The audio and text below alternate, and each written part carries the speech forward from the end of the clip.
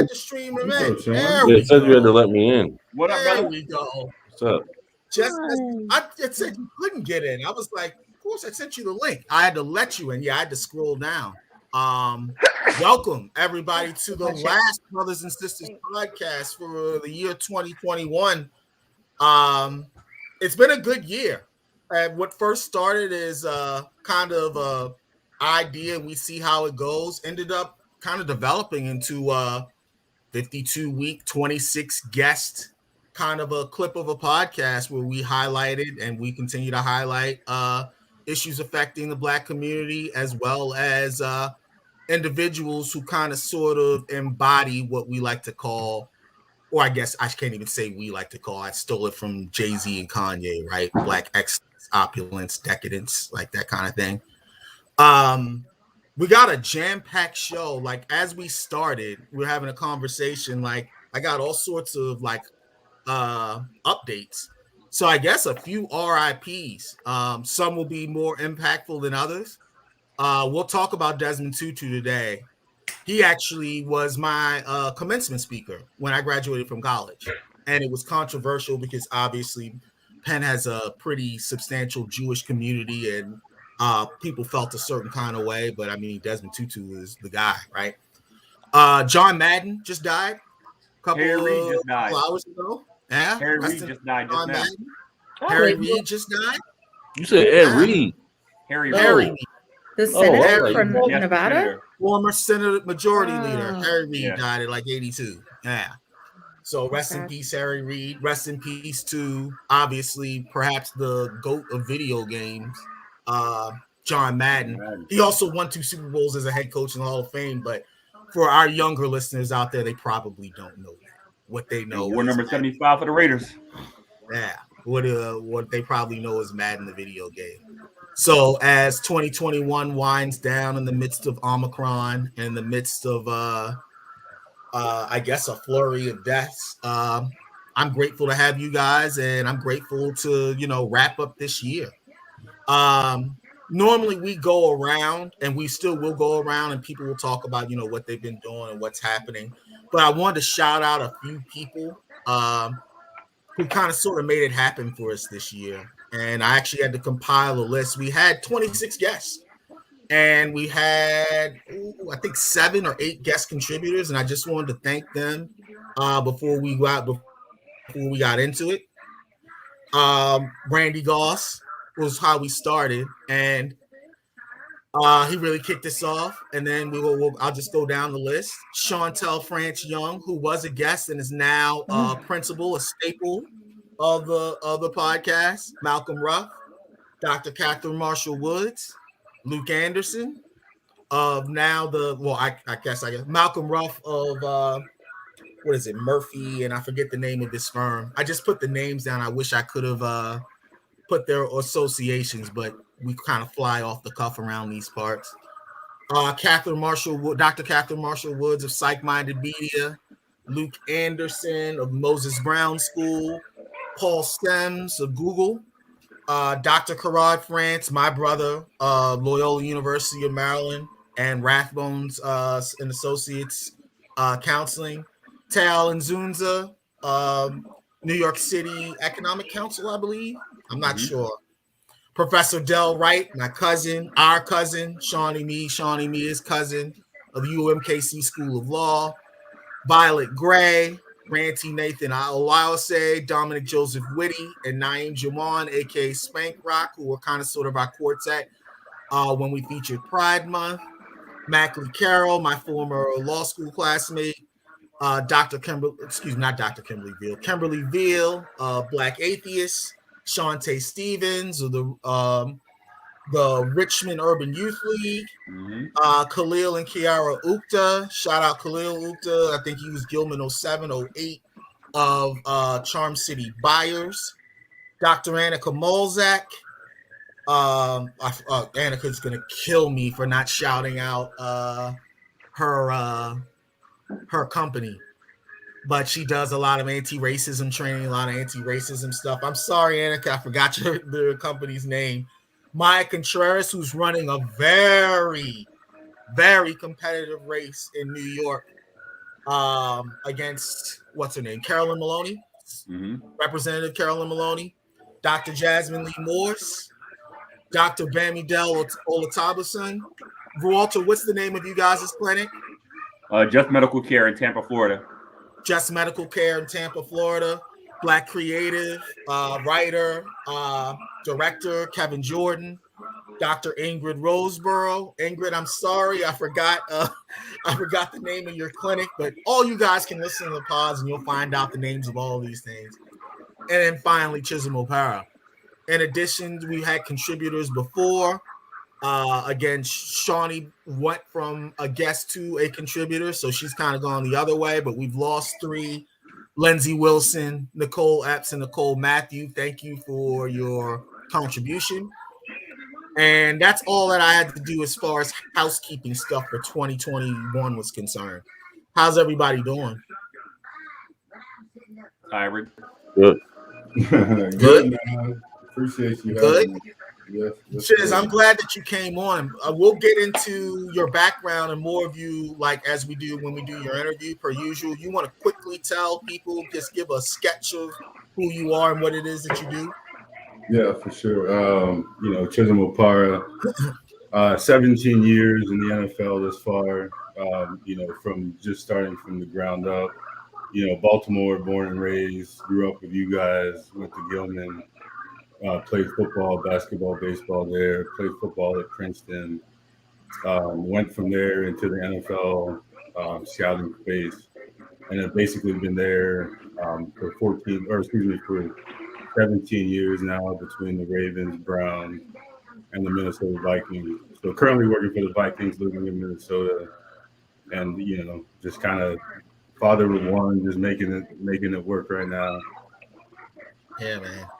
That we'll definitely get into all of that. Man, when you say you've been working for 17 years, I can't believe we've been professionals enough to like a whole adult lifetime now. Man, Jesus. It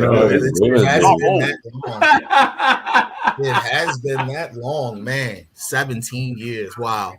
So we'll again, per usual, for those of you who are fans of the show, familiar with the show, we'll get to Chisom at the end. We'll about 25 minutes, a half hour to really get into it. But we got a couple of things. Well, we usually have a couple of things that we can talk about. I think to lead off, normally we talk about the order of the topics that we have in a quote unquote mini faux production meeting, whatever you want to talk about. But we probably just go from the cuff. Because we've all been around in this COVID environment, reading, watching TV, stuff like that. We can get back, we can circle back to some of those deaths, and we'll talk about Desmond Tutu.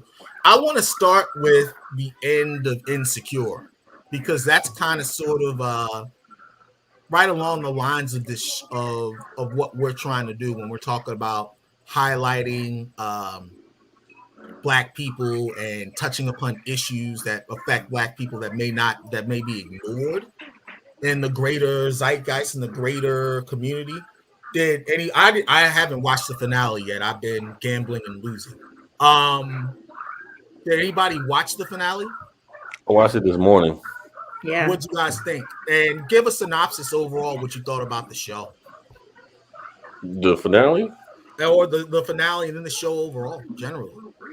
I have some facts that were fascinating to me. I had no idea how groundbreaking the show was.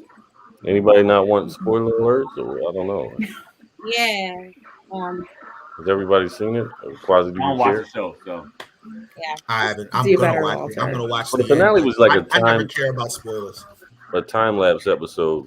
She was stuck between Lawrence and her new guy Nathan, and they got into an altercation at the end of the episode. But the episode basically was all the girls, their lives were, how we get as we go turn to become adults. Like, Chisom living in Minnesota, he got a kid now. People start getting married, have children and shit like that. So their lives separate. They made a pact to always get together on each other's birthdays. So each little segment or act of the episode was one of their birthdays, and time had passed. I don't know, get into too much detail. People don't watch the show. You can just watch the show. But yeah, that's how much it was like a wrap up as they like grew into their selves or who they were going to be at the end of the day. Pretty much. And It was a nice send off actor, episode, I guess.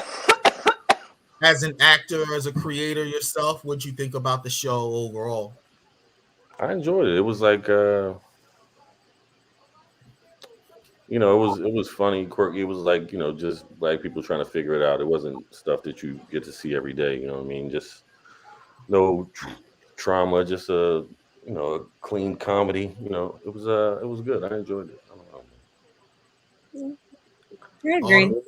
Yeah, I agree. Kind of like a coming of age story in a lot of ways, but starting out like not, a lot Starting of out in adulthood, right? And then as opposed to like showing teen years and how people are trying to navigate that. These are people who are navigating like I guess the mid-20s, coming into the early 30s, and how that changes when like Sean said, people move, get married, have families, things are going on in their families that they grew up in, things are happening with siblings and parents and, that kind of thing. So, yeah, I thought overall it was a really good episode. And the focus of the show, a big part of it was, not just Issa and all the other characters' relationships, like romantic relationships, but also their friendship and how that's like been the constant and showing that it will be the constant in their lives, is, as long as they work towards it, because it's important at all of them. Which I think is, common in a lot of people's lives. Mm-hmm. Yeah, really good. I thought it was a great show. Sad it's over, but it was smart. I think Issa wanted to end on top, and never got to audition. So good. which I'm offended by. No, I saw somebody, who was it? Damon Young, the writer. He wrote something like, if you are a black man between the height of 6 feet and 6'4" with a certain type of hair, and you didn't get to be on Insecure, you need to fire your agent, like something like that. And I was reading that like, he's talking about Sean, even though he's not, because he don't know Sean, but I was offended. I wanted my brother on that show. I had a homegirl from college who was on there for an episode, actually. Oh, is the host gone? Damn, lost the host. Quality. Come on, Quasi. He's like Anyway. that. Anybody know what the other topics were? The Missouri woman who killed her boyfriend while high. That was the most ridiculous thing I read ever. So the lady stabbed him with the sword because she was trying to get the demons out of him. What was she high on? Wait, meth. Ooh, man. And what's They know the crazy, drugs. she didn't look like a meth head. Did you see the picture of this lady? Was she black? Yes. Yeah. So, yeah. I was there like, you wow. You have an image of a meth head in your head. That she wasn't it. Shocked me. Give it time. It shocked me when I saw Missouri, when I saw meth and killed boyfriend with sword. I was like, that's definitely a white woman. And I saw the picture and I was like, wow, did not see that coming. Nope. And did you guys see the mugshot? That's what I'm saying. Yeah. She wasn't like a crackhead looking lady. I was like, that was wild. Hopefully there's some sort of insanity plea on deck for her, because I think it would be pretty solid, because I did not see that coming at all. I'm sorry, I ducked away, everybody. Did we wrap up Insecure? I take it we did. Yeah. No, you fell off, so I didn't know what the topic list was. But yeah, if you want to keep talking about it, it was fine. I sent it to your email. Well, my question, no, Sean just like didn't know where you wanted to go next, so he just MC. Oh yeah, my question no, is, that's fine. That's fine. There's 6 equal co-hosts in here. You take the show where you want to go. But no, my that's question fine. for But yeah. on Insecure is that, like, as somebody, I watched a couple episodes, and I dug the differentness of it. Yeah. I don't really watch a lot of new shows or whatever, but just to the people who have seen it, was there an aspect of it where you related to it more than, like, you saw yourself in it more than other shows that you've seen in the past? Absolutely, yeah. For me and my friend group, we watch it and none of us are in the same area. So I'm here in Virginia. I have a friend that was in Miami and another one that was in Vegas, and we would FaceTime and watch it every single week because we all saw different facets of ourselves in each of the characters. Right. And it was very on point for where we were in our lives and how our friendship has evolved over years. We've known each other for many, many years. But to the way that Issa wrapped up the show, where we were all traveling to be with each other for birthdays and for special occasions. I'm going to be in Vegas January, just to celebrate with that friend. And we just all come together in that way. So I felt like it was an accurate portrayal, maybe, of how female friendships have evolved over time, where, if you have a significant other, if you have a partner, if you have kids, that friend group really does become like your soulmate or like your main attachment. And then everyone else, like, they find their peace within your life. But if that friendship is really important to you and it's Right. something that you value, you prioritize it. So it's very true for us. The show was a remarkable conduit for displaying really, the Black talents, right? I think what I was reading amazed me. So I think it's the only show in history, or I guess recorded television history, where every costume was designed by a Black person. Like every one, like every stitch of clothing, everything you saw. Like, that's amazing to me. The number of different directors of individual episodes, some established, some not, is amazing. Yeah. So that's what interests the show for me. I think it probably, because the protagonist is a woman and it's about her life, I think it probably hits more Black women more than it does Black men. But Black people generally can enjoy the show, at least enjoy the show, just because of some of the tropes and topics that it touched on. It's sad it's ending now. I heard it described as a love letter to LA, and that's where I'm moving. So I'm like, oh damn, like I can't relate any of this stuff to Insecure now. I'm too late. But like, it's it'll be missed. Like I said, I respect the hell out of it. As I was reading, like, all the things that it accomplished in 6 years, 5 years. Yeah. How many I think seasons? 5 seasons, maybe 6 5 years, seasons. depending on Yeah. each season. But even like people described it as, in some ways kind of a time capsule for LA, because certain things that, like, locations that they filmed in, like certain businesses now, things are changing so much, and I think it was like mainly based in the Inglewood area. Yeah. So that, and then the 3 main characters were Molly, Issa, and Lawrence, even though a lot of people don't want it to be that way. Like, Lawrence is still the main character. So there is a focal point on, like, one of the male characters. I mean, there are obviously like a bunch of other male characters, but he's the lead male character. And yeah, I think a lot of guys enjoyed watching that Lawrence. Yeah, that's what I was gonna ask. Like for the dude, like, did you, Sean, Quasi, like, did you find a place where you could plug into it, or was it more just like kind of like what you said, like the Black women's perspective? No, I mean, So, like, you. for me,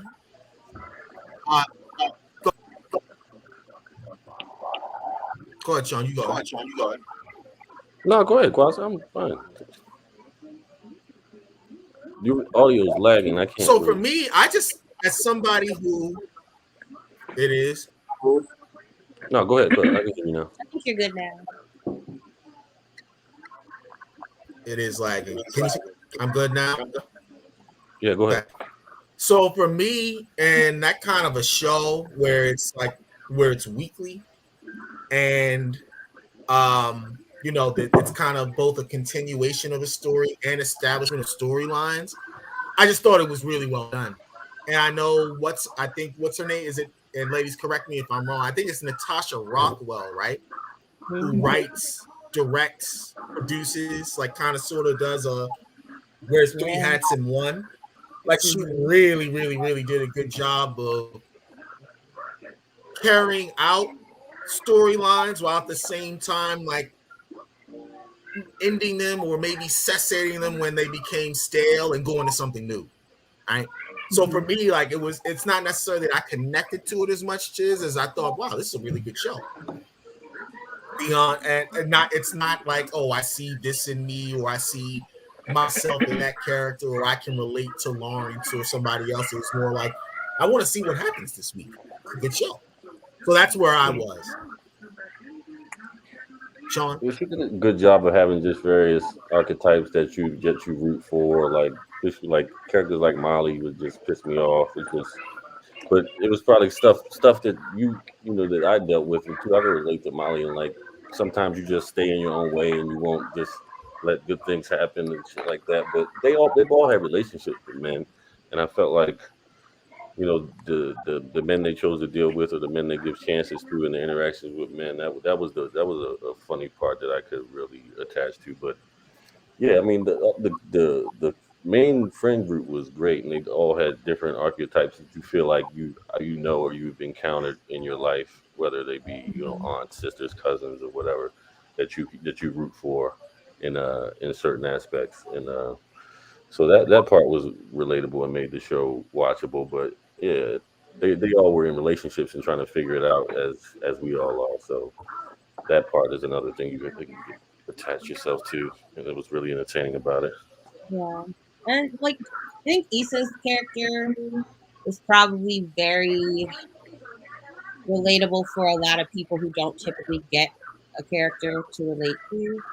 A lot of times, you know, if there's a black woman character on TV or in a movie, she kind of fits into these limited boxes.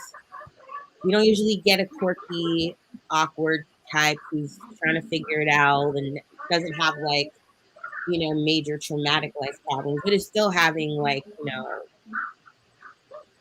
challenges with figuring out which direction do you want to go in your life. The whole I don't like my job, I'm not happy here. What do I want to do next? What's the next move going to be?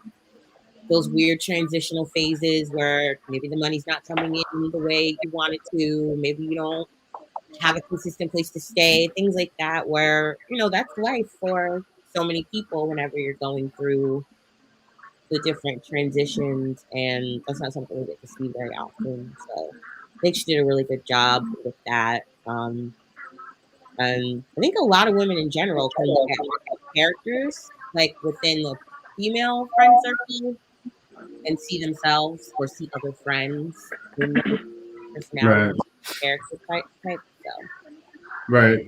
You know, and not to belabor it, but like every time I saw Issa, I was like, she seemed like she's gonna be a star. Like she kind of has a quality about her where I was like, Yeah. she kind of like, you see pictures of her, you see how she moves around, even Yeah. now that she's been famous, and you kind of root for her because there's something about her that you're like, and I'd be curious to see, and Sean, you may know others, like what you think her trajectory is going to be, kind of now that she's away from that show, and like trying to, like how high she can go, or kind of like what her arc is going to be going forward. And she may be a star already, I don't know, but she's like, going far. Like I Yeah. was a fan and watching her career since Misadventures of Awkward Black Girl. It started like Yes. I remember mid-May. that. Yeah. On YouTube. Yeah. And Mm-hmm. the first episode I saw, I was like, I love her, and I want Yeah.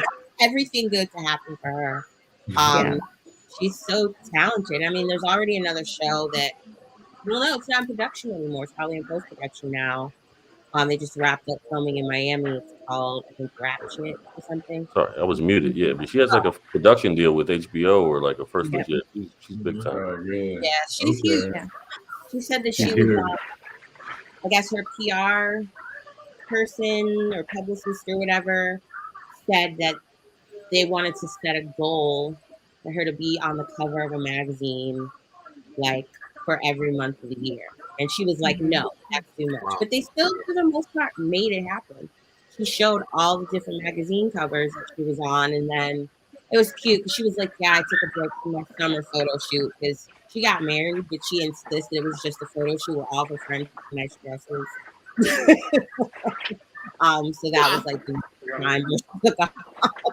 But yeah, she's I'm excited to see where her career is going to go and like how many doors that she's like intentionally opening along the way.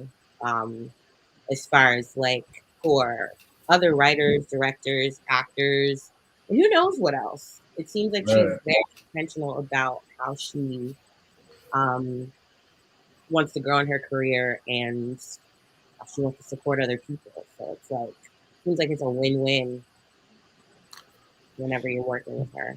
So What do we think about the success of that show, of the show generally? Because Blackish is ending this year also after like I think 7 or 8 years, and it seems it's wildly successful.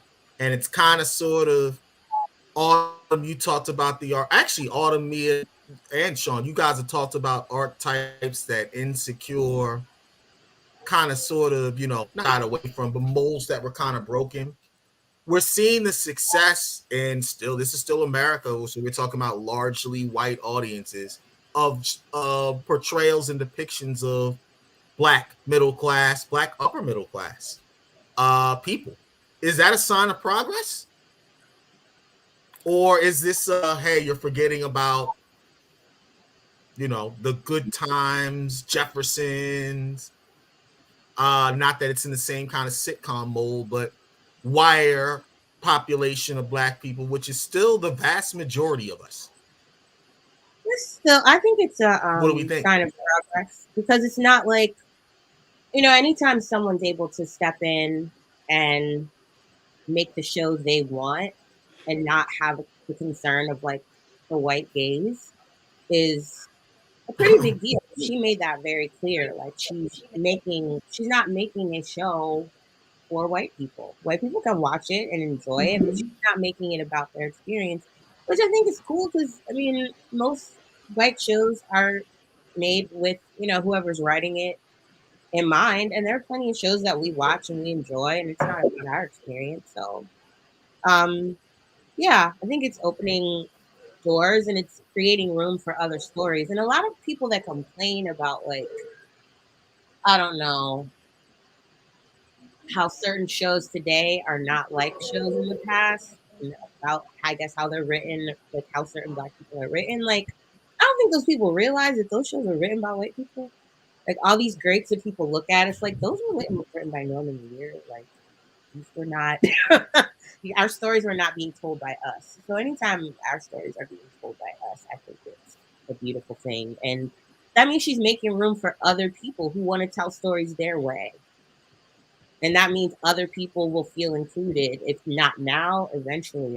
Like we're all seeing different types of doors being opened because of people like Issa, not just Issa, like even people like Tyler Perry. Yeah. There's room for all these stories, and there's room for things that people don't necessarily like. It's just There's like always another show you can turn it to.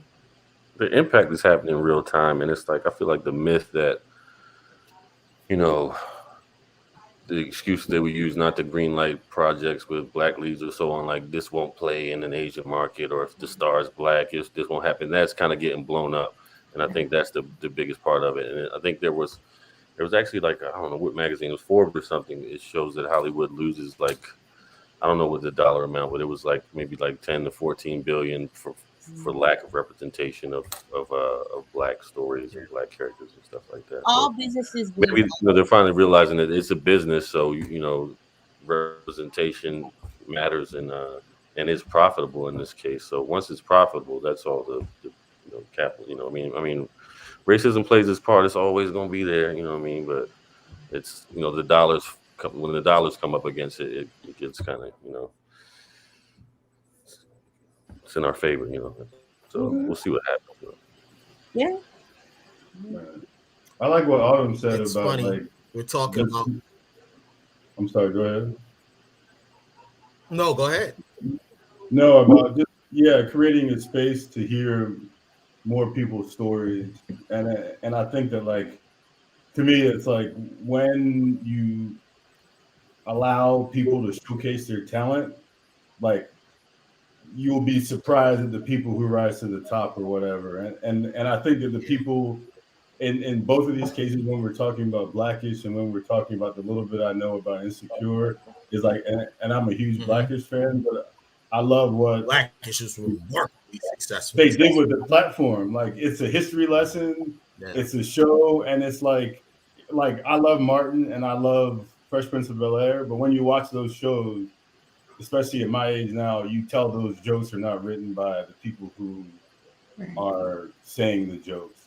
So it's impressive now to see talented people telling jokes and like approaching hard issues in a way that like is more real than like the way it was when we were coming up watching, Mm-hmm. all the sitcoms that we kind of grew up with. So it's encouraging, and to me it's like it obviously there's some room to go, but like just seeing that to me is like a sign of progress for sure.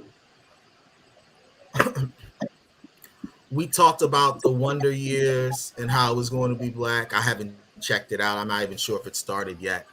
Yes. Sean It and I has. were at Corey's house the other day. Has it? Has the Wonder Year started?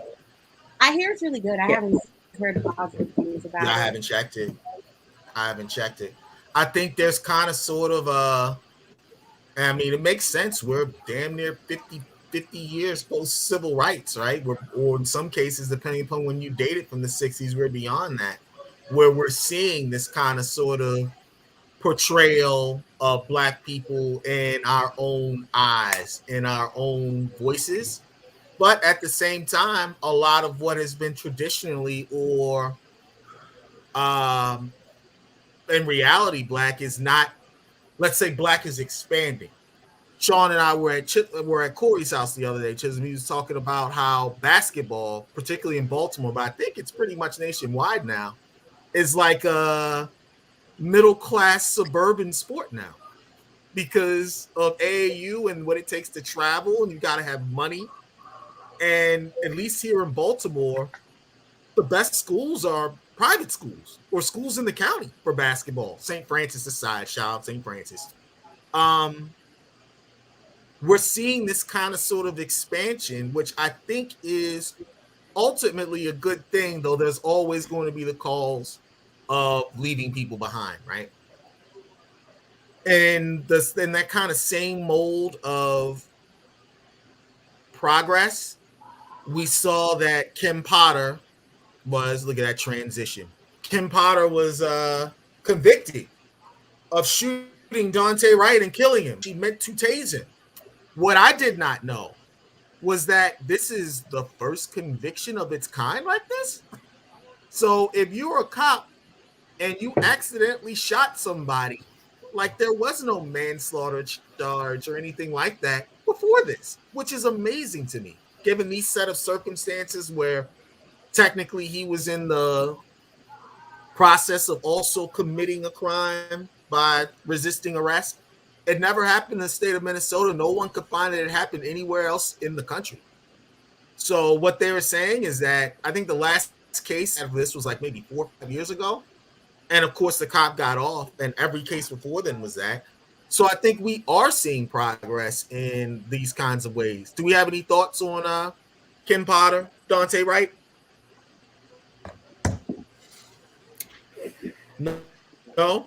We're gonna Nope. defer to the Minnesota man, I guess, since he's right there in Minnesota. What How was else it did there? we, as Yeah, I far mean, as, yeah, I mean, to me, it's been I Chiz, that's recently right, moved Chiz is in Minnesota. up. Yeah, I recently moved up here in the summertime, and obviously, like since the George Floyd and all that stuff, like Minnesota has been kind of a different. It's a loaded. It's not just Minnesota. It has a lot of different context to it now. Not close to. I mean, you turn on the TV and it's there. It's everywhere. Like this is. It just seems like the temperature here is just such that like every decision is, you know, Scrutinized. is the city going to go one way or the other, or like Right. how it's like a referendum on kind of where we are. So to me, without wading too deeply into it, like I'm like I guess I guess you. I'm sorry. Go ahead. Sure, I go. Oh, okay, yeah. I'd say Like anything. I'm like a pragmatist. Like I like logic and stuff that makes sense. So to me, just on a very general standpoint, like when you entrust people, like being in law enforcement isn't for everybody, and I couldn't do it because your life is on the line. It's a lot of pressure. So when you say that you're going to do that, there's a different set of like responsibility and whatever. So to me, it's refreshing to see somebody say, I want to be a cop. I'm ready to handle that. They mishandle that responsibility, and then there be some sort of fallback for that. Because to me, like, I'm not saying it's easy to be a cop. It's certainly not, and that's why I couldn't do it. But if you sign up to do that and you fumble the ball when it comes to like, protecting your own life, but also protecting the life of the people you're supposed to serve, and I do think that there has to, like, I'm sorry is not going to cut it in Right. everything. So to what, I don't know enough about to get down in the weeds, but I am glad to see that, like, it would have felt weird if there wasn't some sort of like Accountability. Like, I understand that you messed up, but like, even if it was the best intentions, somebody died, and something has to happen for that. I think I could probably speak for Walter, and I'd like to get his thoughts on it also because he comes from, a military police background as well. But we got a lot of flack for talking about defund the police and how, not that it was stupid, but maybe it was misguided. And kind of piggybacking on your comments, Chisom, it's not that people don't want police. It's that we want police to do their jobs, right? Like, your job is not shooting people after you thought that you tased them, right? It's your job is not, kneeling on people's necks until they snap, or killing people reaching for gun permits, right? That's not inherent in your job. And so I think the kind of sort of do your job mantra is what I think at least a lot of people in minority communities, because you see when it comes to defund the police, it's minority communities who are like, I'm not really for this. So I think it's more of a do your job. I would never be a cop because not only is it hard, the history of policing doesn't sit right with me. And particularly as a Black person, I know Autumn probably got this too. First day of law school, you sit down, especially if you're in Bolsa, and it's like, we need Black prosecutors, right? We need like Black people on that side of the aisle to even things out. And it's like, yeah, but it's tough. Walter, your thoughts? Dante Wright, Kim Potter? So I'm glad there was accountability. I think that for too long, there are certain facets of our legal system that allow jobs like police officers to get away literally with murder. Being able to claim qualified immunity. I don't care what you're doing. Every other profession has to carry liability insurance. Period. Full stop. I'm a personal trainer. I carry liability insurance. If someone gets hurt on my watch, I can get sued. And the same thing should happen for police officers.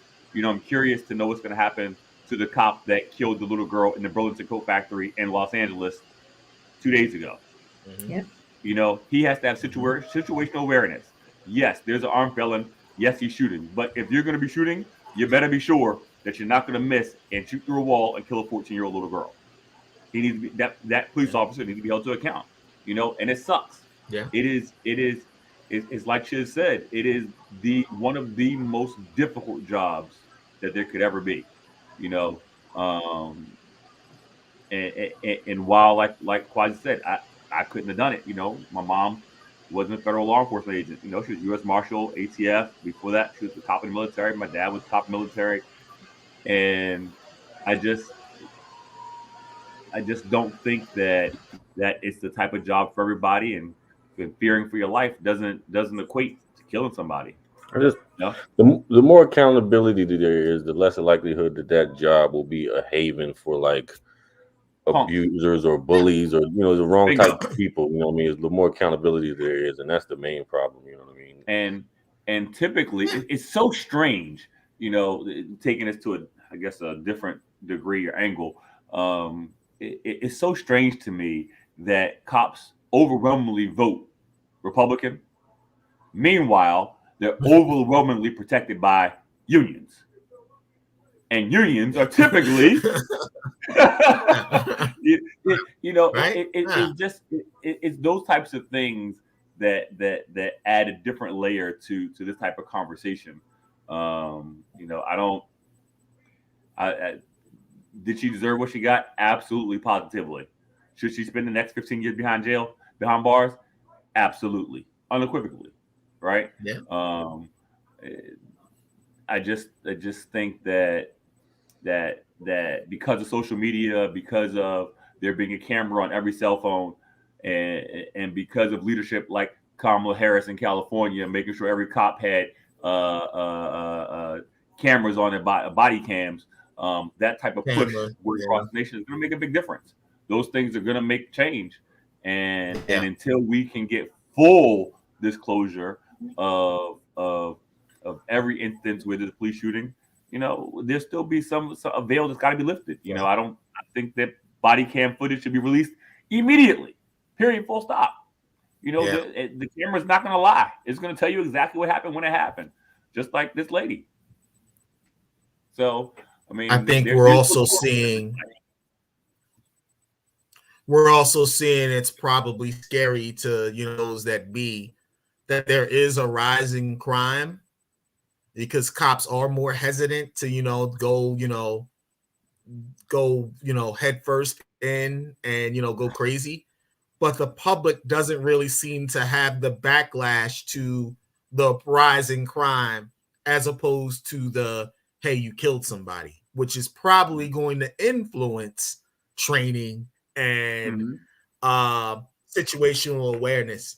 So I was actually talking to somebody who is a cop, and they're like, yeah, Ken Potter shouldn't have happened because the guy's resisting arrest, and if he drives away, what's going to happen? You're going to find him very shortly afterwards, and you'll arrest him, and it's not a story. Nobody's dead. Nobody's done anything.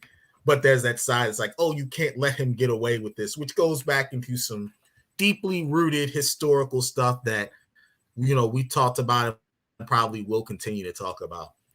I'm going to switch the layout because I want to show you guys this. We're actually on a very positive note, right? And I'm going to share my screen, and you guys tell me what you think when you see this.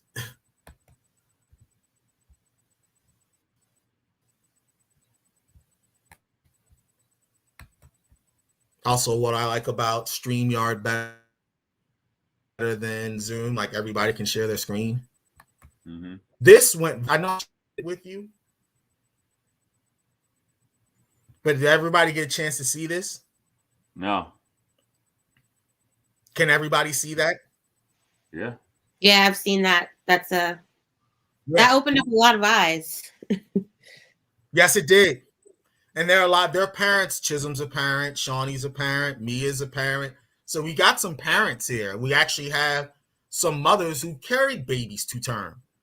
I was shocked to know that in all medical literature, and both in school and out, non-white depictions are less than 5% of the pictures. Wow. Now, the medical student who drew this was Nigerian. Shout out to this. And he thought that there needed to be more representation. And it just opened so many eyes that it went viral. I'm going to stop sharing now. In that kind of sort of mold of progress and where we are and what it is that we're doing, what do we think about that? Should that be a big deal? Should it be as big a deal as it was? Or is the fact that it was a big deal a good thing? Because that's what I thought when I sent it out. I was like, why is this doing this? And it's just it's like the innocuous stuff, the stuff that we think is innocuous that we don't even notice. You know what I mean? Like, that's just like you would assume that there would be some diversity in fucking medical drawings, but it's just it shows us how this country, white and kind of racist, is so much the default position that it's just normal to everybody. You know, it's so absurd, but it's just so normal here that it's just you don't even notice the shit sometimes. I didn't even notice that it was missing. Yeah, because white is the default so often. Like I was surprised that I was happy to see it. I was like, wow, I didn't even notice that this is something that was necessary because I'm so used to seeing, you know, science, like human body related stuff looking, you know, either like obviously like a lot of times just skeleton or muscle or whatever. But, you know, I was like, wow, I've never seen a brown baby in this way. Yeah. I think it's a big deal. It's. I wish we see more of it though. Like you said, as a mom who's delivered 3 black babies, I do think it's missing, and I like we always say, representation matters. Like I think like it's important that when sorry, actually Denise in the background. Sorry. No, that sounds like one of the black babies you delivered. It is. It's the youngest one. Yeah. No, I think I was happy to see it though, and I even when I go to Pediatrician's office, and I think that there's a representation of my kids in the office at the doctor's office. Like I would love to see that too. Like I wonder why is that such an anomaly? Like why is that such a status quoted? Like you see depiction. Hello, children.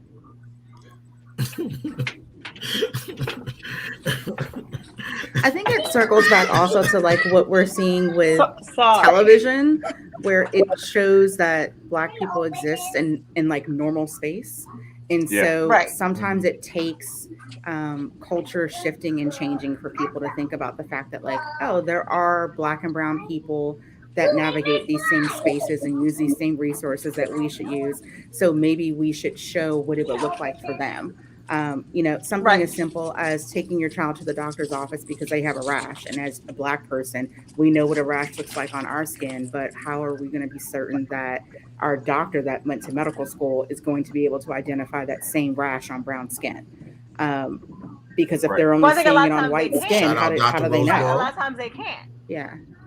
So I think it's great that we're seeing that representation. I think it's helpful because it's only going to help other Black and brown children start to think that they too can one day see themselves in this light and in this profession if they're starting to see something as simple as, representation within diagrams of what a Black baby looks like inside of their mom. Because as a mom, we can talk about it, but all they have to go off of is what we're telling them. And then not having an illustration to back that up, kind of makes them think that maybe like, whiteness is normal. And I mean, nothing against white people, but we're all different shades. So we should just show different shades. If a baby's a baby, like what difference does it make?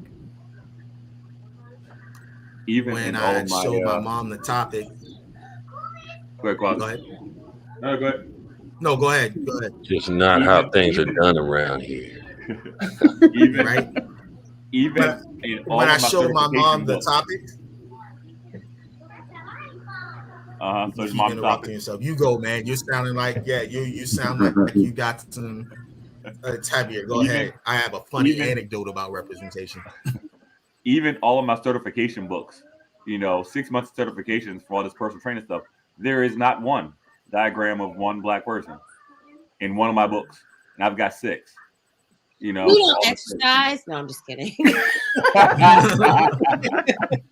Don't get them started, Autumn. Here according to the book, according to how the book is set up, it's not meant for us because we're not exercising anyway, I guess.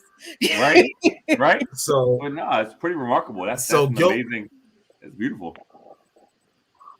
Gilman has a summer camp that it offers to like elementary and middle school kids. And so I did it. Me and Karad did, I think maybe 2nd and 4th grade or something like that. And so if you're on, for those of you in Baltimore who know where it is, on Gilman and Roland Avenue, they like advertise it. It's like, Gilman summer camp, like right there. And I guess when we were in summer camp, they showed the picture of the kids and it was, two kids, like yellow hair, blonde hair, like playing. And I showed my mom this topic. She was like, that's why where I called it to school. And she was like, you all in that summer camp. She was like, my kids are in that summer camp. It's like, what the hell is that picture or whatever? And then they took the picture down. Right? Like the lack of representation is it was noticeable even 30 years ago. And I'm happy that something is being done about it now, to the point where hopefully in the future, having, seeing a black baby depicted in utero does not end up being, this was like a worldwide viral photo from like a Nigerian medical student who was like, oh, all the babies are white. I'm like, why? And like, he drew the picture himself and it ended up being big. So that was good. We got, where are we? About 10 minutes till we get to Chiz's interview, something like that. There was one that was kind of amorphous, but I think interesting because when we're talking about representation, a lot of time intersectionality. I read a great article in the BBC that I shared with you guys. Walter and I often have station in the Hotep thread that we're in, about what it means, right, to be like, where does black, rank in your hierarchy of identity. So this woman, for those of you who didn't read the article, and that will probably be everybody who's listening to the show, unless you read the BBC like I do. She's black and Jewish. It hit close to home because obviously Shawnee, Mia, like Cammy, Karad's daughter, is going to be raised Jewish, right? And she was like, where do I fit in? And it made me think about the hierarchy of identity, whether even focusing on identity. And that's ironic because I am the captain of team identity politics. But at the same time, I do think about these things. Where you rank in the hierarchy. Anyway, this woman was black and Jewish. Like, Jews in Great Britain are like, you're not really Jewish, right? But then when she went to Israel, she met a bunch of Ethiopians, and of course, like Judaism is the norm for black Ethiopians. And she was like, I don't get why, basically the disparity in the two groups. She didn't know what it meant. Like, where did she fit in? Where does Walter and I have had conversations, like I said in the Hotep thread, where you have to rank being black or versus being a woman, or being black or being like, a certain religion, or being black or being gay, for instance, right? Which one takes precedence? Which one takes priority? I was curious to hear you guys' thoughts on that. Can there be intersectionality, or does gender take priority, or does race take priority, or does sexual orientation take priority? Because I thought that was interesting, really interesting. It depends on the company that you're with, I would say. If you're amongst a group of women, and they're black women, but you're Jewish, okay, no one's going to question you being black or woman, but there'll be conversations about you being Jewish. And so that's when you would cross over into identifying as Jewish first before you would identify as a black woman, because that's the outlier in that situation. So maybe that's why when she went abroad and she met her fellow Ethiopian Jewish folks, she was able to be like, hey, I'm black and I'm Jewish, and then be able to have that community there for her where she's questioning, why is this such a big deal elsewhere? And it's because she's amongst her own people. Yeah. I think when it comes to that kind of intersectionality, or like any intersectionality, it depends on the person. Like, you have to decide for yourself what's a priority. And unfortunately, wherever you go, the world's going to just decide for you. Mm-hmm. And then you have to determine where you want to put your foot down. And maybe if your identity isn't something that is necessarily visible, like something that people can just look at and assume, then if you're the kind of person that wants to make it a point to say, hey, I'm not just this, I'm also this, it's like, it's up to the person to do that. I have, I would say kind of like an acquaintance.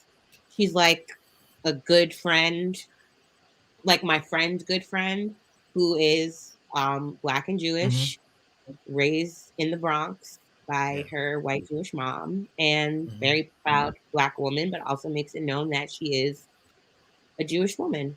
And I think anyone who knows her knows that. So it's a choice of, you want to let the world project onto you what they believe you are, or do you want to decide for yourself and then,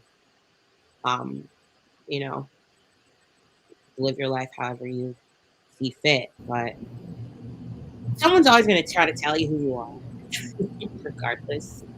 Mhm. When it comes to that sort of thing, especially. So yeah, it's a complicated thing to navigate. No doubt, and I think to me it's a very interesting topic, and kind of like Autumn, like I've kind of gone through the whole roller coaster of it, and I'm still not sure kind of like where I fall, because to me, like even like just looking at my story, like coming up, I'm Black. People see me as Black, but I'm also first generation African. So, coming up in high Yeah. school, there was an aspect of you that was still another, where like you didn't quite associate with the Black folks, and you definitely didn't, like the white folks were different from you. And to me, when I was young, maybe as a way of like defining myself or protecting myself, I took pride in being the other, and being like, I navigate this world by myself, from my own perspective, and I can see the positives of Blackness, but I also roll my eyes at some of the aspects of it, and I can see the positives of whiteness or Asianness, but I also, so it allowed me to kind of navigate on my own. But then like when this whole George Floyd, Black Lives Matter, it kind of hit on what Autumn was talking about, where like you can be as individual. I think you should be an individual, and I think you should navigate it the way you see fit, like the way it feels right for you. But then there's certain situations like the George Floyd, like the Black Lives Matter, where it almost like shines a light on like, bro, like you can't hide behind that anymore. You have to like embrace the fact that like whether you see yourself as one way, people see you and have always seen you as one way. So you have to respond to that, and that's something that you have to own, and something that you have to be, that has to be a part of who you are. So to me, I don't know that I figured out exactly how to handle the duality, but I do see what Autumn says, where it's like I started off being like, this is how I'm going to handle it, is that I'm just going to be me, and I'm going to navigate this world as a team of one, as an army of one. And then certain situations, the world also is going to project what they want to project on you, and in some cases that forces you to pick a side, or kind of stand your ground. And so to me, I'm not sure I have the answer, but it is a really good question. I was curious, and for Chiz and me, because I have a conversation with Karad all the time, and I think Chiz and Karad probably have some more time than Mia. You have time, but Cece's getting of age, right? You guys are Mhm. raising interracial kids. How do you navigate that aspect, right? How do you navigate the world that they're going to enter, right? I was talking with Karad, it's like, Mhm. okay, like Cammy is going to go to synagogue, but at the same time, like she's the hair is Trey Young, and Sabrina's got to navigate that, right? And so, like, Mhm. how do you what do you embrace, and how do you not slight or short what you prioritize, if you prioritize anything at all? We don't prioritize. We let her decide, right? So, we don't downplay one or the other, and I think it's great that she gets to grow up with obviously my husband here in the household with her, and especially now with us having our in-laws here. So she is more immersed within Filipino culture, and it is very much an everyday part of her life where she doesn't have to choose. So she sees Blackness and Filipino culture, and that's just normal for her. Um, where it gets questionable sometimes, and where we allow her space to decide how she wants to show up, um, while being respectful of the other half of who she is I'm clearly a Black woman. And so anytime that I show up on her behalf or my husband shows up on her behalf, there's always the questions of, or the shock or surprise for people that don't know what she is. Um, but I will say that she's equally proud of both cultures, but I think she tends to identify more as an African American woman just because she sees the way that the world receives us. And she doesn't want to downplay who she is as a person. She doesn't want to downplay who I am as a person. So she's very proud of that. And so it's kind of like getting ahead of what the world is going to throw at you. So the faster and the easier that it is for her to accept that this is who she is as a person, and that outside of race and outside of her having two different religious practices, she is who she is. But more than anything, just teaching her acceptance and love of herself. Um, because kids are mean and, they're going to bully her. They're going to, say whatever it is that they want to say about her. But our biggest thing is making sure that she has support, and just accepting both sides and knowing that she doesn't have to choose one or the other, but that the world will at times force that on her. So, sometimes we'll have jokes about, we're Filipino, we're not Asian as a monolith. But, like typical Asian stereotypes, and how she doesn't fit into that box because most Filipinos don't fit into traditional Asian stereotypes, just because of the way that their culture is set up, So it's learning how to roll with the punches, but then feeling like she doesn't have to identify. She can be who she is, which is both. But then I also want her to understand just like nuance within our cultures, and have respect for both of them. So, but again, to Autumn's point and to what I know to be true, the world is going to identify her for her. But it's just a matter of making sure that she feels comfortable navigating whatever space she wants to be in. That's why I said it matters the company that you're with, because if she's amongst our Filipino side of the family, they all know that she's Black as well. There's no question or denying that. But, when she's around our in-laws or my in-laws, her being Filipino doesn't matter. Her being Catholic doesn't matter. It's, that's who she is. That's Cecilia. So she just gets to live in that space and not have to identify or worry about who's going to accept me or love me in this space. Yeah, I think that's good. I mean, yeah, just as long as you make the kid, I don't have kids, but the kid or the parent like aware of the environment, because at the end of the day, we're in America. You know what I mean? If you're in South Carolina talking to a police officer and you're like, "Hey, I'm just this particular," like, "No, you're not." That's I mean. You just, as long as we're aware of those things, it's fine. It's good. It's good that kids are having the opportunity to grow in that space and not having to deal with it so young. I feel like that's it's tough to process. I feel like when you're so young, but yeah, man, it's like it's always going to be America at the end of the day, and it depends on where you're at or who you're with. How safe or comfortable you are being yourself or expressing yourself or identifying, I guess. Well said. It's well said by everyone. I think it's a natural transition into tonight's guest, Chisom Opara, next scout for the Minnesota Vikings. So we can actually carry on with that theme that we really just were talking about, though. This is what would normally be the interview portion for our guests. So as somebody who I think Sean and Chisom go back 34 years, and I'm 33 or 32. I'm less than them now. How's fatherhood, man?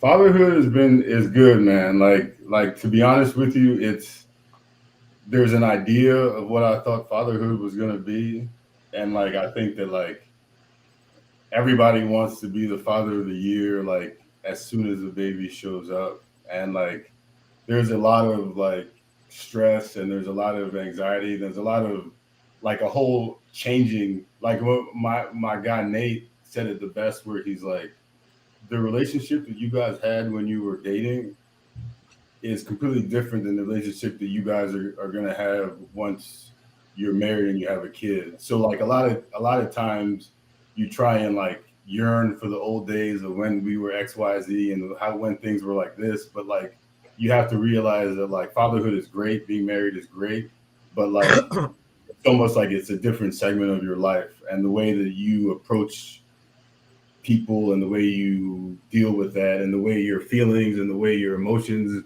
are attached is different than it was when you were dating or single or just married without kids.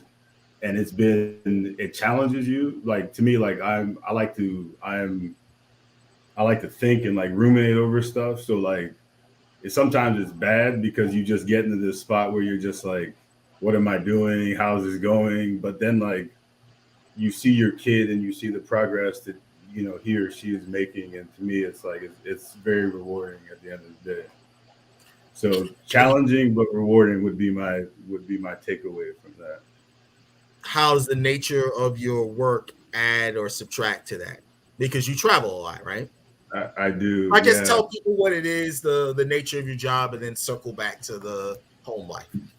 Okay, so basically this like on a non-COVID kind of this year and in the past, basically my job centers around the college football season, which kicks off, in early August, in early August, and goes until they're still playing games right now. So the essence of my job is to get out to colleges, college towns, find out information about players, watch film on players, and then come up with my evaluation on how much to value the players for the Vikings, given the background, given the on-field performance, given all the information that you've gathered, to assign kind of a value to what this player is. And the travel is really extensive. I mean, most times I'm on the road at the minimum 5 days a week, and then sometimes as many as 10 days in a row. And to be quite honest with you, just to relate to how, just fatherhood is that when I was single, like this job was very easy. And, scouting I always tell young people is a single man's job. It's easy to get on the road and not care about when you're coming back home and stay on the road for 10 days, stay on the road for 2 weeks, and just kind of bounce around in hotels and all that stuff. But as you get older, as you get settled down with wife and kid, you do think about like the stress that it puts on what's going on back home. So to me, it's about making the time count. Like if I'm on the road for 5 days and I'm at home for 2 days, I try and knock out all my work when I'm on the road. So when I'm home for 2 days, I can be in full dad mode, dropping off at school, doing what I need to do. But she's 2.5 years old and we're just getting started. It was kind of weird because COVID, I did not travel. During the year of the lockdown last year, I didn't travel. So we all got used to this life of me being home and waking up every single day. And it's been a little bit of a shock to the system. But my daughter is very resilient, and she loves the Vikings. She gets football. She's only 2.5. So when I travel, she kind of knows that like dad at work. And then when I come home, she knows that dad is home. So I'm kind of bracing for what it's like when she gets to 4 or 6 and like, when she really understands what's going on, and there's soccer games and there's proms and there's all this other stuff that you're going to miss out on, which is going to be tough. So I'm bracing for that, but so far it's been good, the transition. I don't want to, again, the forum is open for questions. I don't want to just ask all the questions, but I do have some. Yeah, no one else wants to go. Wait, Can you, when you say value on a player, like is it like a team dollar amount or a round, or with like you doing it relative to the draft, right? Yeah, no, that's a good question. It kind of depends on the grading scale. So some grading scales say put a round on them, early first round, bottom of the second round, 7th round, free agent. Most grading scales are kind of like, do you think this guy is going to be a Pro Bowler in year 1? Do you think this guy's going to be an early starter? Do you think this guy's going to be a situational player? And you kind of have to get him in the bucket where you think, is this guy going to be a third down receiver who could ascend to being a top 2 receiver? So most grading scales ask you to identify what you think the player's potential is as far as the role he can play for your team. So that's what you're trying to project. So you have like a questionnaire at each position with projections, or is it like that type of deal, or is it just like an unwritten thing like Pro Bowl, first rounder, out in 3 years type, or journeyman, or that type deal? Is it just like a? Well, it's kind of like, and shout out to John Madden. It's kind of very similar to Madden, where it's like every position, has, if you're a receiver, your ability to get off press, your ability, your speed, your hands, your ability to make contested catches, your ability to run after the catch. That's what we're looking for. Whatever that team deems as like, this is what makes a good receiver for the Vikings. That's what you're grading for receiver. But then when you look at offensive line, the criteria are completely different. It's about, his hand placement, his balance, how he does with edge rush, how he does against power rushes. So you kind of have in your mind, this is what makes a blue or an elite player. And then for each position, you kind of watch that player relative to what that criteria is. So real quick, starting out, when you first started out versus now, if there was like a player you see some intangibles in that you might want to take a flyer on, would you be hesitant to do that earlier on, or as you grow in the profession, is that something you do more often, or are you always cautious of, like small school guys or whatever, like HBCU cats or whatever the case may be? I think as I've gotten older, I think like for example, it's easy to make, there's a lot of cognitive bias in scouting and in life where there's a reason why you think what you think. So it's about challenging the ways you think that. So for example, when I first started, I scouted the West Coast. I lived in San Diego. In USC, it was Reggie Bush, it was Matt Leinart. And I remember when I went there, I gave really high grades to all those guys, from, the guy who started to the guy who was handing out water, just because it was like, I just assumed that like, hey, you went to USC, you guys are winning football games, you're going to be a good NFL player. But as I've gotten older, I've done a better job, and I think I've learned more to kind of understand the context of who the player is. So if a guy has failed marijuana tests in the past, when I was young, I used to put that guy in a box.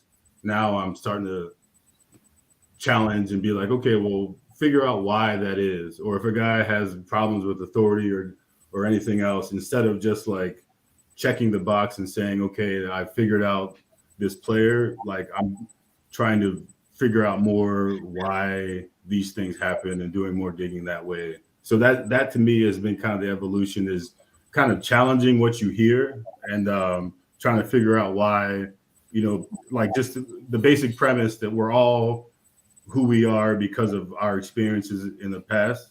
So when you hear about a player, when you hear about what he did, what you hear about how he's behaved, trying to understand what has led up to that behavior. And for those who don't know, not on the professional level, but Sean actually does a little bit of what I would call scouting, or at least grading, as far as evaluation on high school going to college also. So that's a very interesting conversation, very interesting back and forth the two of them had.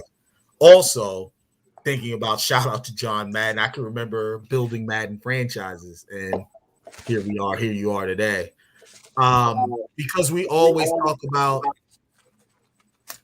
younger people, and then particularly Black people also. Can you talk about your career path and where you've been, kind of sort of where you are now, and what the pinnacle would look like? And then also, you said you already talked about the advice you've given people who want to do it. What are some of the obstacles or boundaries that you run into, either as an ex-player or as a Black person, as far as scouting, front office, NFL stuff is concerned? Right. So I would say just basically just briefly on my career is that, like I said, I got done playing in college, and I had the opportunity to continue my career in the NFL.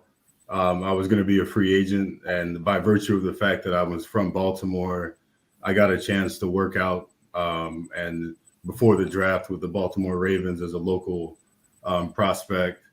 And before that point, to be quite honest, like when anybody asked me what I was going to do, I'm sure Quasi, Sean, you're familiar. Well, you go to Gilman, you go to Princeton, Penn, and what everybody goes is real estate or finance or go to Wall Street. Yep. I'm going to business school. So that was my boilerplate answer when people asked me what I was going to do, just to kind of get people off my back. Was that I'm going to go find a job in finance? Lay off me. Yeah, because like I was running out of time for sure. But when interviewed with the with the Ravens, that was the first time, and kind of like you talked about Madden and how much time we played that game and how much time you spend playing football in the locker room, trying to fit, football cards, like height, weight, speed, trying to figure out what makes a good team. When I sat down and met with Ozzie Newsome and met with Phil Savage and Eric DeCosta, like that was the first time I looked around the room and I saw the cards and all the different colors on the wall, and I was like, this is the shit that I want to be doing right here. And it was the first time that somebody asked me, like, what do you want to do after you're done with football? That I was like, I want to work in the front office. Like, I didn't know what that job entailed. I didn't really understand what a scout did, but like something in that moment when I was sitting around, I'm like, man, this is, this would be it. So luckily, I tried out for the Ravens. I got cut at the end of training camp. And then the Ravens offered me a job in the front office, working as an entry-level guy. So I did that for a year. The guy who signed me, Phil Savage, got the general manager job in Cleveland after about 10 months and asked me if I would go with him. So I went with Phil to Cleveland, scouted the West Coast, scouted the Southeast, scouted the entire country. I was with the Browns for 14 years. And then got let go at the end of a 14-year run when a new regime came in, and then caught on with the Vikings. And I've been with the Vikings for 4 years. So as my job now as a national scout, basically we have a bunch of area scouts that are spread out throughout the country, and then we divide the country in half. And I'm responsible for basically Minnesota down to Mississippi and all the schools west of that, just watching players, evaluating them, comparing the players in Texas to the players in California, comparing those players to the players in Mississippi, so just the overlap guy who was seeing the players and trying to create the best ranking as we get, into the draft meeting. And as far as the advice I'd give, to me, it's tough because I get a lot of LinkedIn. I get a lot of young folks who are like, how do I get involved in scouting? And it's tough because I kind of fell backwards into it. But what I will say is that, like, in college, I felt like when I switched to politics, when I started as a major, when I started understanding that, like, there's no right answer to anything. It's just more about your ability to know how you feel, what's important to you, and then find evidence to support those things. That to me, like, I hated math because to math there was always one answer, and if you didn't get it wrong, it was a wrap. Politics and those other things, it was like nobody knows the best way to balance the budget. Like, you have an opinion, I have an opinion, she has an opinion, but we know what we believe, and we know historical precedents, and then how can you argue that fact? So being able to learning how to think and learning how to challenge your thoughts and anticipate what the next person might say, that's the advice I give to people who are trying to come up. Like, there's no scouting minor, there's no I want to work in the NFL minor, but just learning how to present your arguments, learning how to think, and even like assuming that you're wrong, like everything I believe, like just like politics, like the people who are conservative, they believe as strongly in what they believe as the people who are liberal. So until you are able to challenge, see it from the other side and assume that I'm wrong, and then find holes in your argument and do the hard work of like critical thinking, then like that's where, to me, you can be successful in a lot. And to me, it turns out that scouting is a really good fit, but that type of preparation is what I credit Gilman, Princeton, and all this other stuff. I was going to say, sounds like you had a fine education, sir. Certainly. Not at, I mean, at the time, I'll be honest, I didn't really take advantage of it. I was playing Madden. None of us did, right? Right. But through osmosis, all this stuff. Yeah, what's up? There are lots of parents considering our age, right, that are in their mid-40s who have kids that are in high school going into college. Obviously, we know the probability of kids making it to the next level is very low. What guidance is there that we can give parents to help their kids either understand the reality of the fact that there's only a certain number of spots in NFL, 1,600 spots, versus the 400,000 kids graduating college every year who play football? Parents don't want to understand that reality. I don't think. Right. It's tough because you have a lot of parents who everyone thinks their child is the most special. Right. Correct. Of course, you're their parent. Of course, you're going to say that. and I'm going through it now. Like, I can see when Brooklyn gets to whatever age of whatever she wants to do, it's going to be tough to tell me that she can't. I think the tough thing with football is that, like, a lot of parents try and live through their kids, whether it's for financial reasons or for, like, I was so close to making it, but this is my chance to right some wrongs of my past or whatever.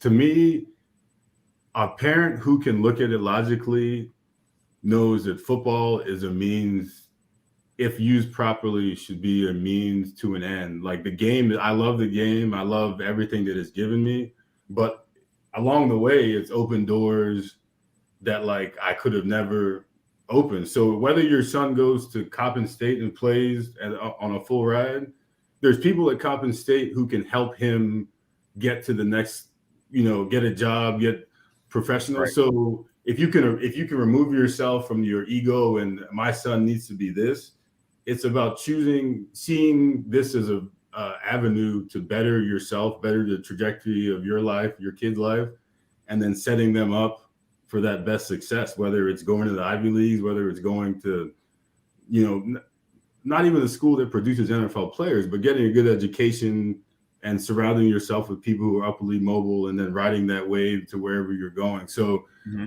it's tough. It's tough when you're in it because I have a young child and I'm already like, I feel like she reads better than the other kid over there. Like, it's like when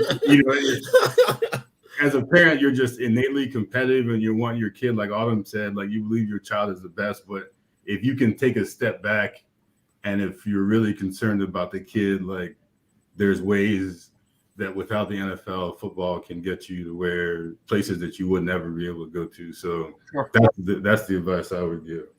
We got about 7 minutes left. Ladies, I don't want you thinking you ended up on a football podcast this Tuesday. Any questions? Curiosities? I don't know. Sean's questions were good, so it kind of answered what I have. I have a very random question. Yeah, I like random questions. You know Calvin Fisher? Yeah. Okay, cool. No, he's a family friend. Wow. Yeah. Okay. Yeah. He was my aunt's boyfriend when I was a little kid, and he taught me to put French fries on my cheeseburgers. There you go. Wow. Yeah, I do know exactly who that is. That might be more like an off camera conversation, but I do know who he is.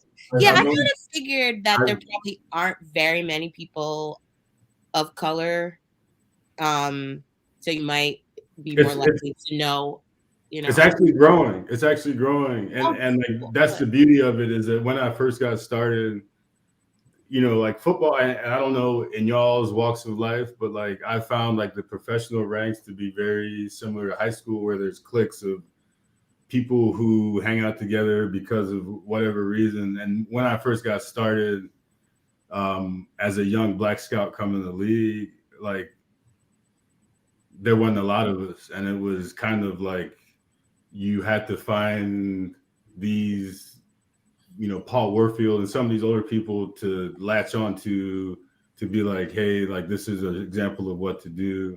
And I think as the league goes now, and it's been going since I've been in it, you walk into more rooms and you see more people who are young and look like you. And there's a part of it where you feel responsibility now that like when the next dude comes in who's just getting started,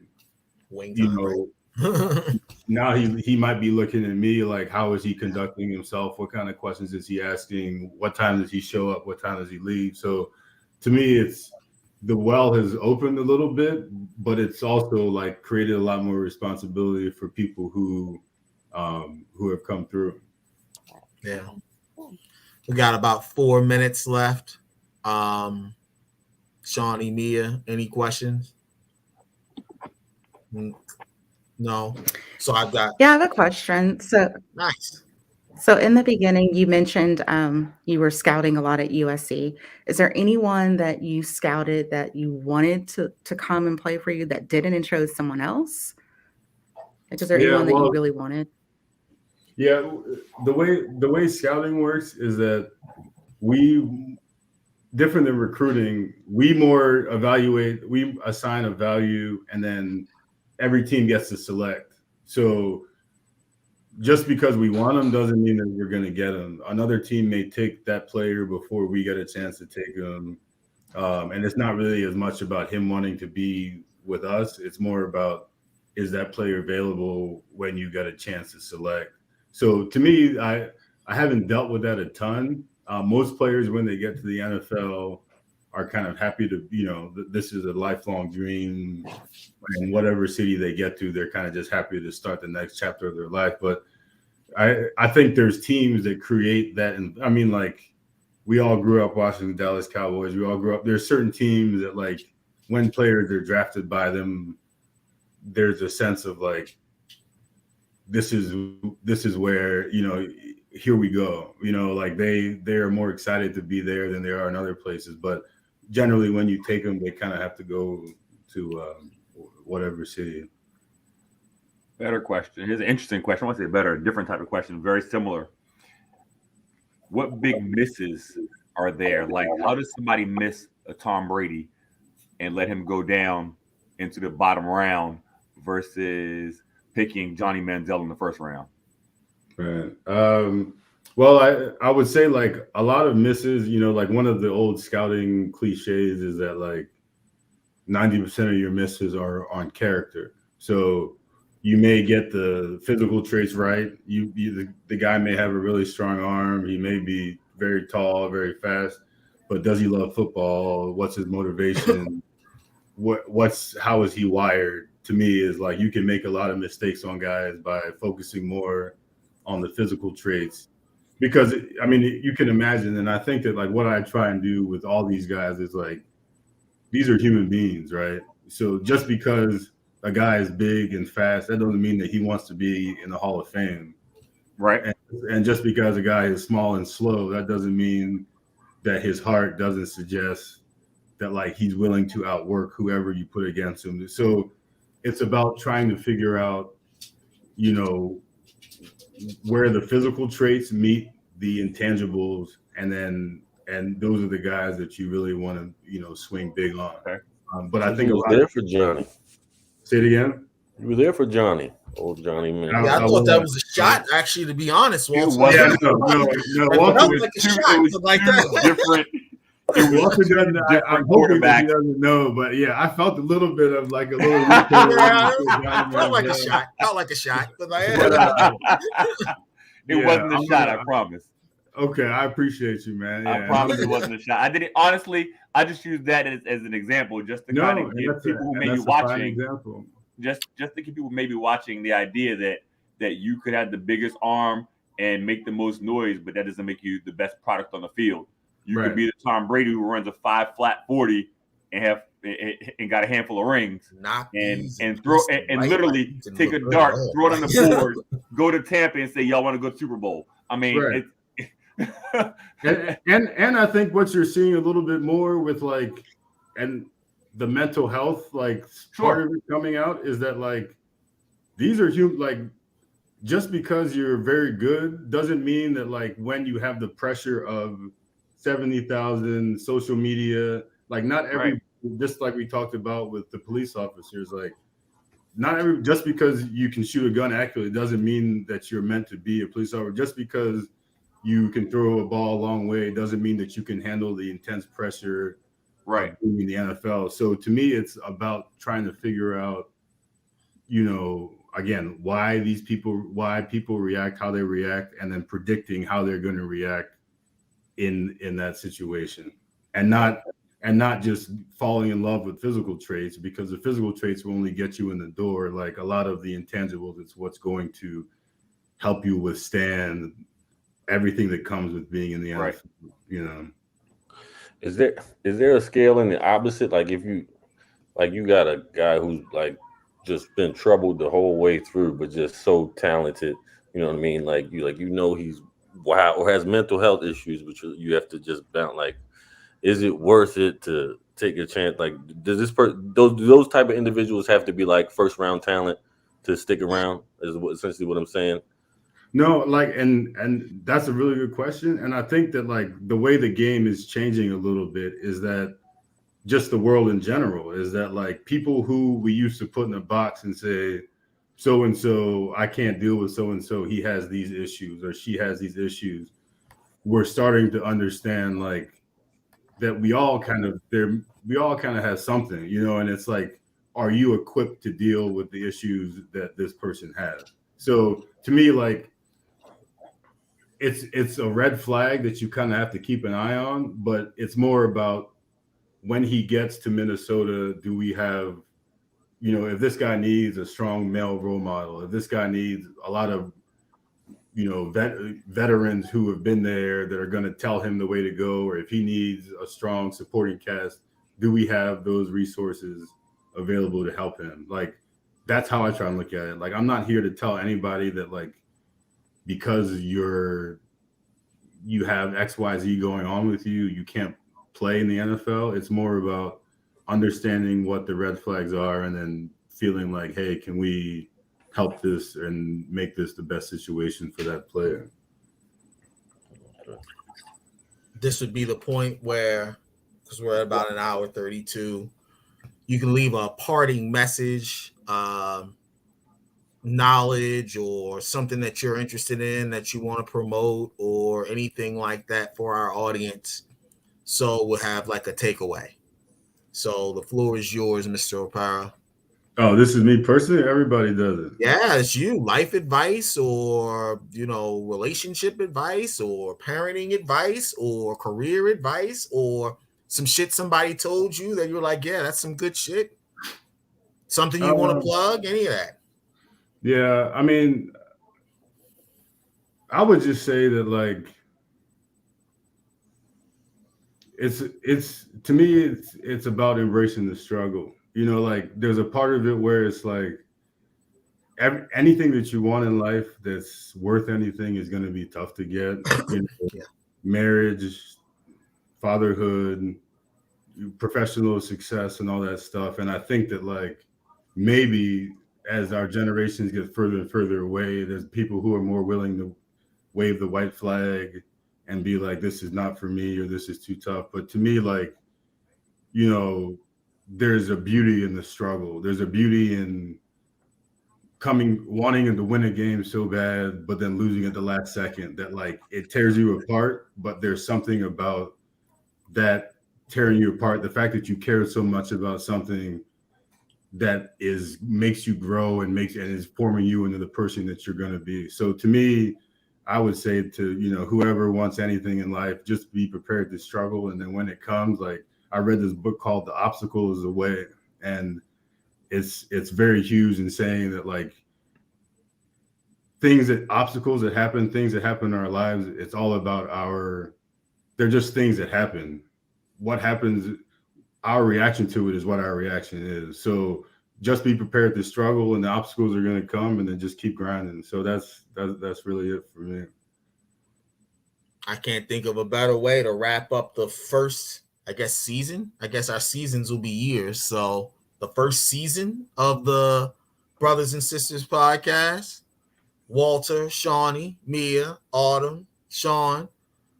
I look forward to continuing it we have great content. Hopefully, we'll be able to make some money off of this at some point because this shit is gold that we're doing. But maybe that's just coming from my perspective as somebody who does it every day. Chiz, thank you. I could. This is fantastic, man. No problem, man. It's I've been watching this show from. I'm watching what you do. I've been waiting for the call, and I'm glad I finally got it. Keep doing the good work. Keep doing the good work, and hopefully catch up with you guys down the road, man. It's impressive to watch all of you kind of, grow in your different spaces. So just keep going. Yeah, absolutely, man. At some point, maybe post-pandemic, we're gonna have all those guests that I read off, and you're now one of them. Obviously, we go back multiple decades, so you don't need to tell you, but you're definitely a brother and sister now. Well, brother, not sister. Though we don't discriminate. That's what he wants. Yeah, we don't discriminate. However one chooses to identify, we embrace. But yeah, this was great. So the next time you'll see all of us will be 2022. Happy New Year's, everybody watching. Yeah, Happy New Year, everybody. Be safe. Nah. Happy New Year. You guys take care. Be safe in this Omicron New Year. And that's our show. All right.